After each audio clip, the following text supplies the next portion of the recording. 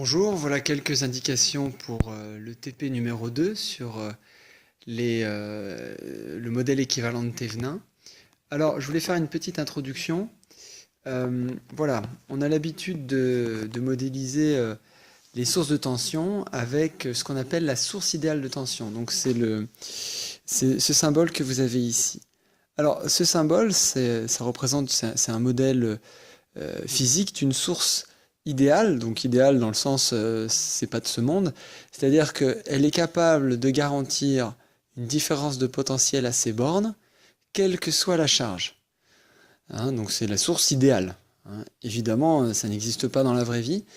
On suppose ici qu'on a 10 volts, d'accord? Alors continu, ou ça peut aussi être une tension crête à crête, une tension sinusoïdale, peu importe.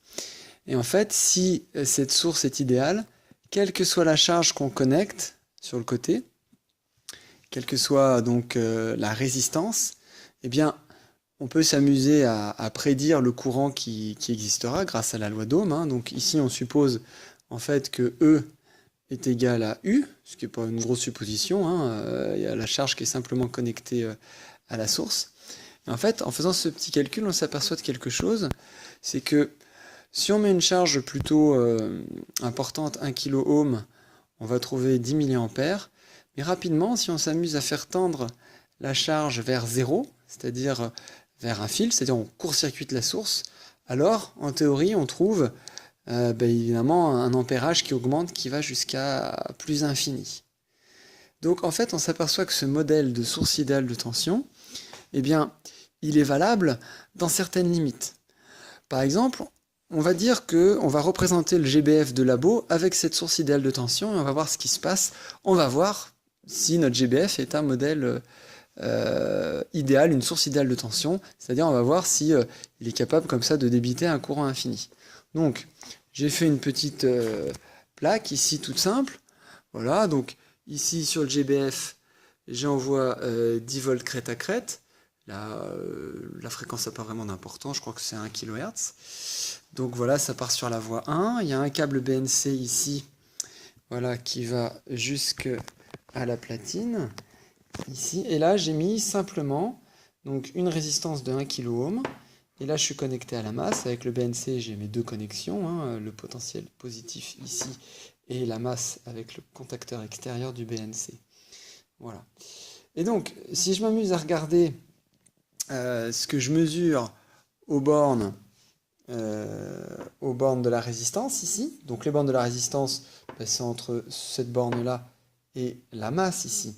Donc en fait, c'est ce câble BNC ici que je duplique avec un T directement à la sortie. C'est plus facile, ça allège la connectique. Et donc si je mets ça, voilà, hop, jusqu'à l'oscillo, eh bien, alors, déjà, j'enlève la résistance ici. Hein. Donc là, je suis à vide. Donc je mesure bien ici 10 volts crête à crête. Vous voyez, j'étais à 1 kHz de fréquence. Maintenant, si je mets ma petite résistance de 1 kg ici, donc là voilà, eh bien on s'aperçoit que au lieu d'avoir 10 volts, je commence à avoir un petit peu moins. 9,6 volts. D'accord ? Et puis, si je m'amuse à aller un petit peu plus loin dans le raisonnement, si je mets une résistance comme ici de 100 ohms, je ne sais pas s'il va réussir à mettre au point, mais c'est bien une résistance de 100 ohms, vous pouvez me croire. Hop. Bon, tant pis. C'est la résistance de 100 ohms. Eh bien, on s'aperçoit que, au lieu d'avoir les 10 volts de tout à l'heure, je suis plus qu'à 6,8. Ça veut dire qu'en réalité, mon GBF, ma source ici, ne peut pas être représentée pour une résistance de 100 ohms, ne peut pas être représentée par cette source idéale de tension. Parce que vous voyez, normalement, je devrais avoir E qui est égal à U, et puis bon, si j'y mets 100 ohms, je devrais commencer à avoir un peu d'ampérage qui circule. Alors, ce qu'on remarque là, à l'oscillo, on a vu que U était plus petit que E, en réalité. Hein, là, j'ai 10 volts d'envoyé par la source, mais, enfin, de demander, je demande 10 volts, est-ce que la source m'envoie 10 volts, et puis là, je mesure moins. Donc en fait, là, j'ai une différence entre ces deux tensions.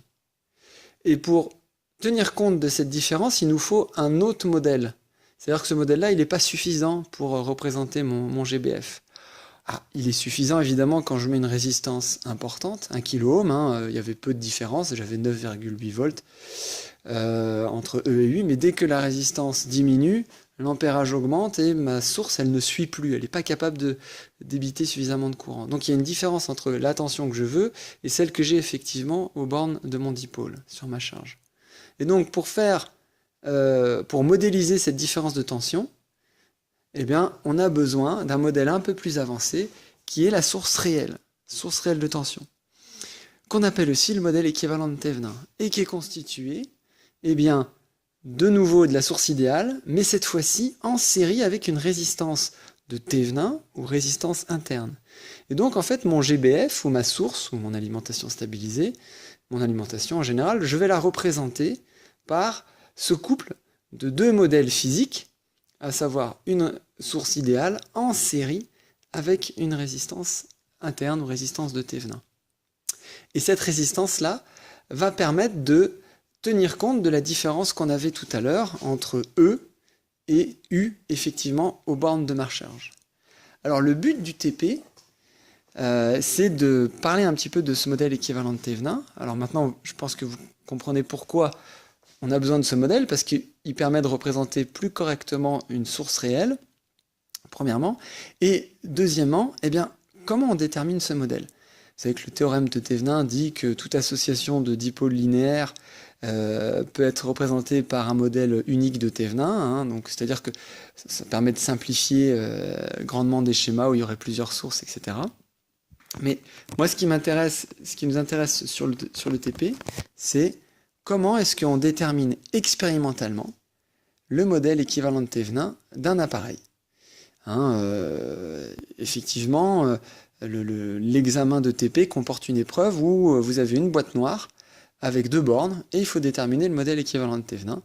Bien évidemment, vous n'avez pas de tournevis. Et puis si vous prenez un tournevis et que vous ouvrez la boîte, vous n'allez pas trouver un rond avec une résistance à côté. Encore une fois, ça c'est un modèle physique, c'est un schéma pour représenter un générateur, notamment. Alors, je vais vous expliquer maintenant comment on détermine expérimentalement le modèle équivalent de Thevenin, de n'importe quel générateur. Alors, je continue. Comment on détermine le modèle équivalent de Thevenin expérimentalement? Pour déterminer le modèle équivalent de Thevenin, il faut déterminer ETH et RTH. Donc, il y a deux étapes pour déterminer expérimentalement ETH et RTH. ETH, c'est le plus simple. Pourquoi? Parce qu'on met simplement un voltmètre aux bornes de notre source. Alors là, je suppose que je veux trouver le modèle équivalent de Thevenin de mon GBF. Donc, je mets simplement le voltmètre ici à droite. Parce que j'ai aucun courant, eh bien, forcément, j'ai pas de courant dans RTH, donc là, j'ai pas de tension aux bornes de RTH. Donc, ETH est bien égal à UAB. D'accord? UAB, c'est de B vers A, c'est dans le même sens, c'est le même signe. Et on met même UAB 0, puisqu'on dit qu'on est à vide, c'est-à-dire on n'a pas rajouté de charge, on a juste mis un voltmètre. D'accord? Donc si on retourne à notre platine, finalement c'est exactement ce qu'on a fait ici, quand on n'avait pas mis de résistance, et que on avait, alors j'ai toujours mis des volts crête à crête, voilà, et eh bien avec le BNC ici, je mesurais mes 10 volts crête à crête ici, sur l'écran de l'oscilloscope. Voilà. Voilà. Maintenant, il reste RTH à déterminer. Voilà, les 10 volts, on les voit bien. Alors, comment on détermine RTH? Alors, pour déterminer RTH, on va procéder de la manière suivante. C'est-à-dire que, bon, on a toujours notre GBF ici. On met toujours le voltmètre, mais cette fois-ci, on va mettre une charge qu'on connaît. Par exemple, 1 kΩ. Donc là, évidemment, dans ce cas-là, le courant est différent de 0. Alors, on met 1 kΩ parce qu'on ne sait pas, a priori, notre source, on ne la connaît pas, on ne sait pas combien de courant elle peut débiter. Peut-être qu'elle va débiter trop de courant si on met une résistance trop faible. Donc, il faut éviter de faire des bêtises. Donc, on met 1 kΩ et on mesure UABC. Et ensuite, eh bien, avec cette formule, on a RTH qui est égal à RC, la résistance d'un kilo-ohm, ETH moins UAB sur UABC. Alors voilà la démonstration de cette